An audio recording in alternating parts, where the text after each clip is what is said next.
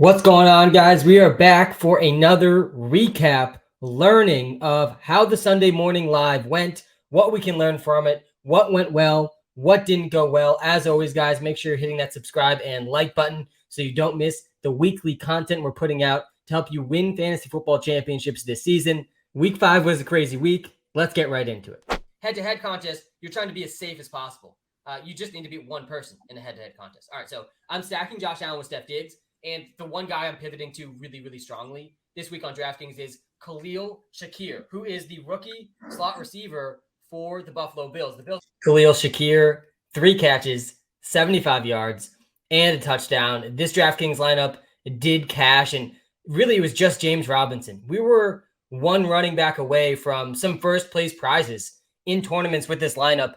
Taysom Hill also really dinged this lineup. Alvin Kamara, over 180 total yards, but no touchdowns for Alvin Kamara. That made us miss the free profit of the day. I mean, it's really rare to go over 180 total yards and score 0 touchdowns. Alvin Kamara, almost 200 total yards. Taysom Hill scores 4 touchdowns, 3 of which came right in the red zone in Alvin Kamara's territory. But Kamara still had a huge day. James Robinson, on the other hand, though, that was a pretty big miss.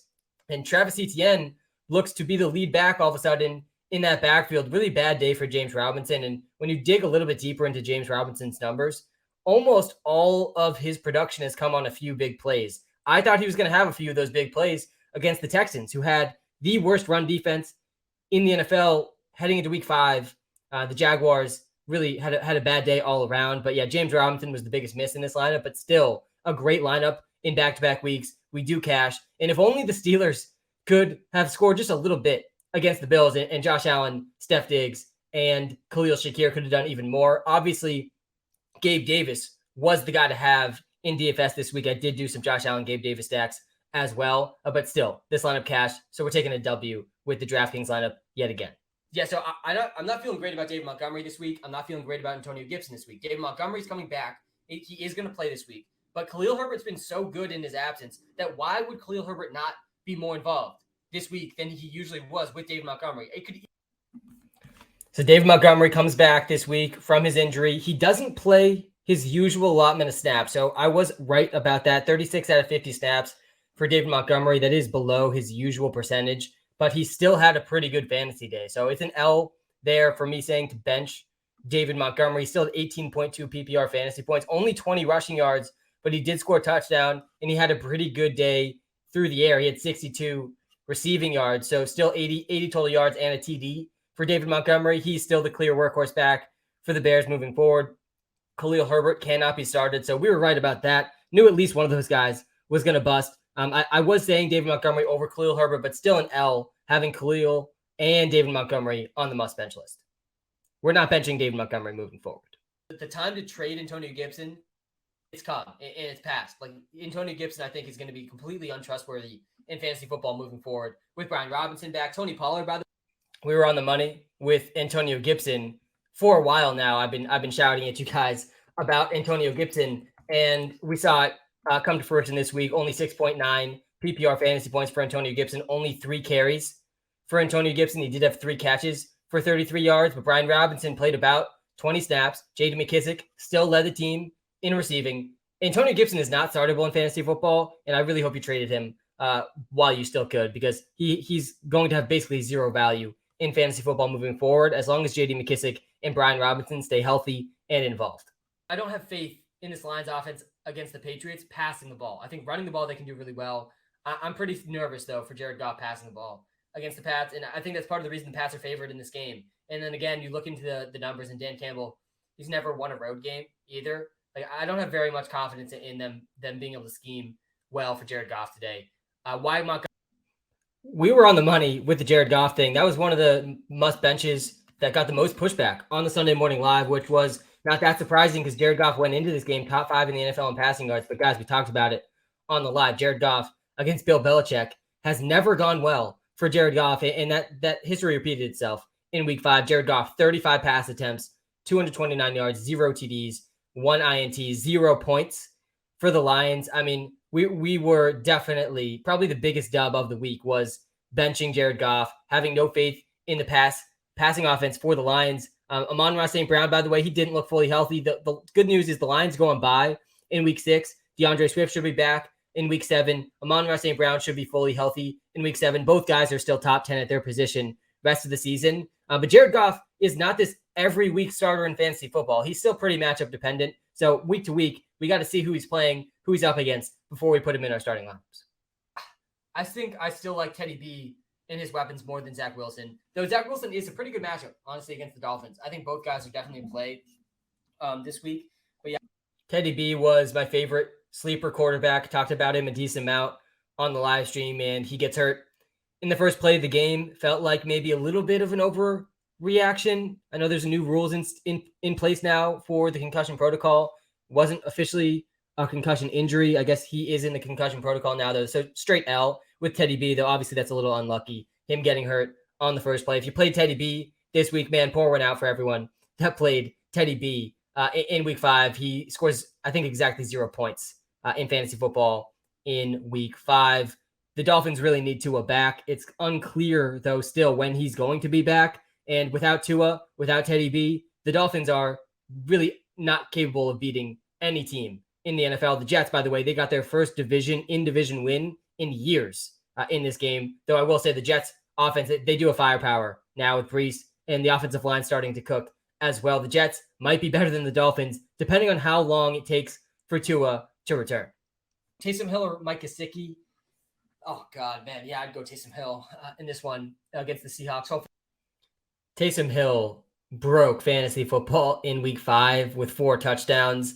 Really, there's only a few tight ends I think you can confidently start over Taysom Hill every week moving forward. And obviously, we probably just witnessed Taysom Hill's best game of the season. He just scored 4 touchdowns, which most players, even the best players, won't do throughout the entire season. But the fact that Taysom Hill's continuing to get red zone and goal line carries, and you can play him at your tight end spot, really, outside of the top 5 tight ends, you got to strongly be considering Taysom Hill each week in fantasy. But it's going to be tough because there's going to be weeks where he doesn't score a touchdown, just like these other tight ends, and he scores close to 0 points. But he has a better chance at a touchdown than basically every single tight end, again, outside those top 5 guys, Travis Kelce, Mark Andrews, Dallas Goedert. I don't think we even include Kyle Pitts in that list. I would probably include Tyler Higbee, though, in that list, and then sort of end the list right there. And Taysom Hill's in the mix for one of the highest ceilings among all tight ends. Definitely we're starting him over Mike Gesicki every week moving forward. That was a dub. And Mostert is seeing workhorse level volume right now. He's a workhorse running back in the NFL right now. One of the few workhorse running backs. Those are the running backs we want to be starting in fantasy. These guys that we just know are going to see big volume. And the Jets run defense, I think, is actually pretty underrated. I think that's the strength of the Jets defense. But at the same time, guys, Mostert played 73% of the snaps last week, 15 carries, and he ran 25 routes, and he had 3 targets, 80 yards, no TDs. But we know Mostert can break big ones. And if he's going to play this much and he's going to be this involved in the pass catching game, I think you've got to be starting Mostert. I think he's a really, really good sleeper this week. I just hate seeing Raheem Mostert. We were on the money with him. He's continuing to see workhorse level usage for the Dolphins. 18 carries, 113 yards, and a touchdown. Again, against an underrated Jets run defense. He also added a catch for 9 yards. Chase Edmonds, he had a drop in this game, and Myles Gaskin was playing ahead of him. After that, Chase Edmonds is borderline droppable in fantasy football right now. And Raheem Mostert, guys, is a screaming buy low, in my opinion, in fantasy. I'll talk about him on the 10 buy low, sell high video I post later this week on YouTube. But Raheem Mostert is a workhorse level running back. There is not very many of those in the NFL. He's going to continue to see this usage until further notice. So he's got to be in your starting lineups moving forward. You can really trust Raheem Mostert right now. Yeah, I'm okay benching St. Brown for Olave. And St. Brown's really tough to bench, man. He's been so good for so long. I mean, we saw the stretch to start the season, and he did have a down game in week 3, but he also got hurt in that game. And he still had 9 targets, 6 catches. So, like, the floor for him is 15 points. The ceiling, we know, is really high. But the Patriots, again, have been really good against – Bill Belichick's been really good against Jared Goff. And the spot for Olave can't be ignored in this analysis. Like, I love Amon-Ra St. Brown. When we know he's fully healthy, he's going to be in my top 10 wide receiver rankings every single week. But with Michael Thomas out this week, and again, apparently Michael Thomas coming back next week, so that doesn't factor into this decision. Though it does kind of make me want to start Olave even more in this game without Michael Thomas. But they're playing the Sox. Olave leads the league in air yards. I feel better about Olave than St. Brown this week. I'm okay starting Olave over St. Brown. Also, we were right again with that one, and it's never easy to bench Amon-Ra St. Brown, but guys, he wasn't fully healthy in this game. Only 6 targets. That's one of the fewest targets he's seen in his career, fewest he's seen this season in a game, and he did not play his normal allotment of snaps in this game. Again, I do think he'll be back healthy after the bye, so in week 7. But Chris Olave scores a touchdown on the same play he gets hurt. Hate to see him obviously go down in the way that he did. Hopefully he will be able to get back. He was able to walk off the field under his own power, but another 15 points for Chris Olave. Only 4 catches, but 54 yards and a TD against the Seahawks. You love to see it from Chris Olave. He's been one of the most consistent fantasy players to start the season, despite him being a rookie. So we're taking the dub with Chris Olave over Amon-Ra. Never easy, again, to bench the sun god, but he'll be back week 7, and we won't be benching Amon-Ra St. Brown again until we are worried about his health again. Ramondre Stevenson or Dobbins? Yeah, I think I would lean Mondre over Dobbins. Mondre season has begun, and I actually like Dobbins probably more than I should have. Dobbins, I thought he could get increased usage with Justice Hill out, only 8 carries, 44 yards for J.K. Dobbins. He still led the team in snaps, but with Lamar Jackson, Kenyon Drake in the mix at the goal line, it's just so tough to trust Dobbins' ceiling. He needs a touchdown to go over 10 fantasy points because he's also getting absolutely no catches out of the backfield. But guys, Mondre season, it has begun. Damien Harris got knocked out early in this game, which obviously helped Ramondre, but even before Damien Harris went down, Mondre was looking pretty good. 25 carries, 161 yards. He also added 2 catches for 14 yards, no TDs, yet Mondre still scores 19.5 PPR fantasy points. He was a TD or 2 away from being one of the top running backs this week. I think Mondre season has started, and also the comments from Bill Belichick about Ramondre Stevenson after the game, that was some of the most praise I've ever seen Bill Belichick give any player. So really, really encouraging stuff from Mondre moving forward for the rest of the season. He could be a top 15 running back for the rest of the season. Obviously, we got to wait and see how bad the Damien Harris injury is, though, because he will be involved still if he's healthy. Khalil Herbert, Lockett, McLaurin, or Garrett Wilson in flex.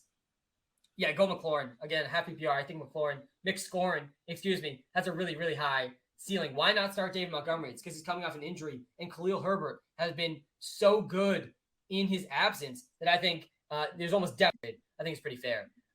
Khalil Herbert, Lockett, McLaurin, or Garrett Wilson in flex.